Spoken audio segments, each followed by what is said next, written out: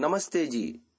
पंचम श्रव्य कणिका वेद मंजरी, चारों वेदों से चुने हुए 365 मंत्रों की भावभीनी मनोरम व्याख्या, जिसके लेखक हैं डॉक्टर रामनाथ जी वेदालंकार। पुस्तक प्रकाशन समर्पण शोध संस्थान नई दिल्ली से हुआ है। 5वें मंत्र का शीर्षक है अविनाश का उपाय। मंत्र इस प्रकार है। ओम सघावीरो नरिष्यति यमिन्द्रो ब्रह्मणस्पतिः सोमो हिनोति मर्त्यम्। मंत्र ऋग्वेद से लिया गया है, जिसकी संख्या है 1:18:4। इस मंत्र का ऋषि है मेधातिथि काण्वः। इसका देवता है इंद्र, ब्रह्मणस्पति सोमश्च, और छंद है गायत्री। पदपाठ एवं पदार्थ इस प्रकार है।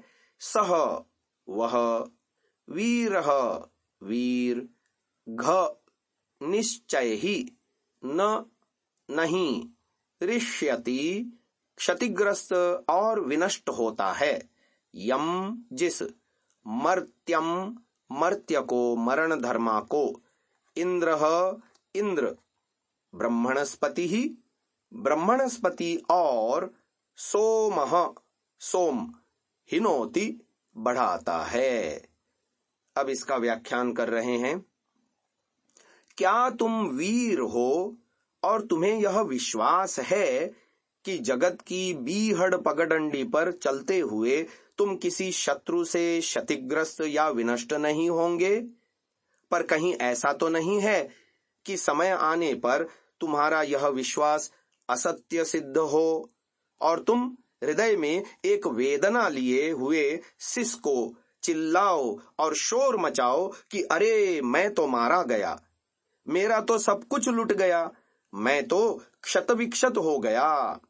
यदि तनिक भी तुम्हें अपने ऊपर संदेह है, जरा भी मन कहता है कि विपदा आने पर सुरक्षित बच निकलना कठिन है, अचलायमान होकर दृढ़ता के साथ अविनष्ट बने रहना दुष्कर है, तो आओ कान खोलकर अविनाश का वेदोक्त उपाय सुनो।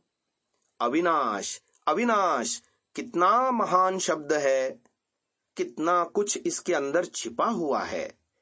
आत्मिक अविनाश, भौतिक अविनाश, वैयक्तिक अविनाश, राष्ट्रीय अविनाश।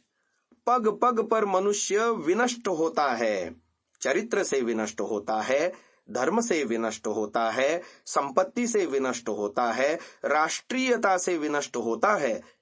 उस सकल विनाश से बचना कितनी बड़ी उपलब्धि है।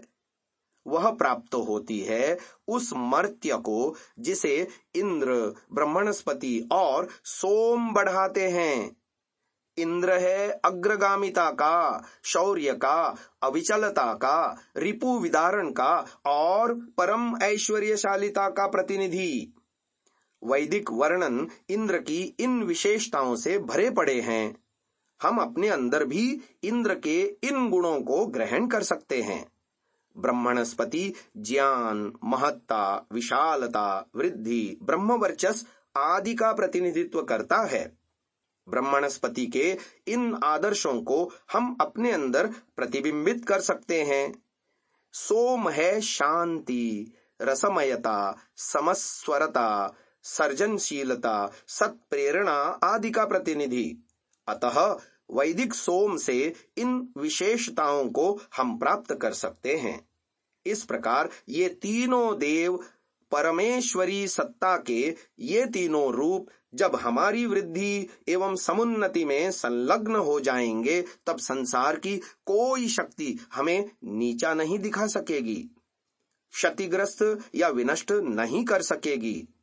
अन्यथा मनुष्य तो मर्त्य है, मरण धर्मा है।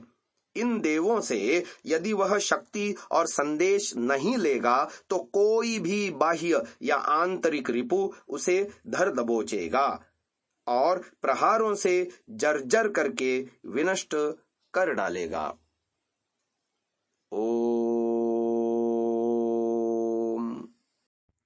ओम। महानुभावों, इस सात्विक विचारधारा को जन जन तक पहुंचाने के लिए आपसे सहयोग की अपेक्षा है। पहली बार यदि आप इस चैनल पर आए हैं तो हम आपसे निवेदन करते हैं कि इसे सब्सक्राइब अवश्य करें और बेल आइकन को दबाएं, जिससे प्रत्येक वीडियो आपको निश्चिततः मिले।